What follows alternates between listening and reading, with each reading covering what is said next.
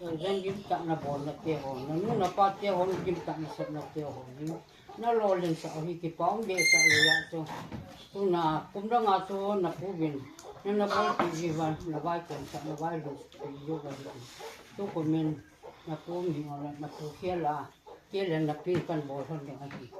là cho cái hồ quân yang giống là pa sự nghĩ pa giống dạ là bắn ngón giang tia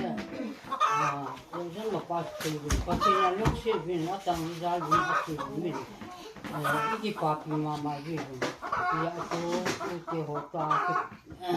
yang là gì và là pa sự là lúc sáng bé sẽ gì cái tin cũng biết rằng là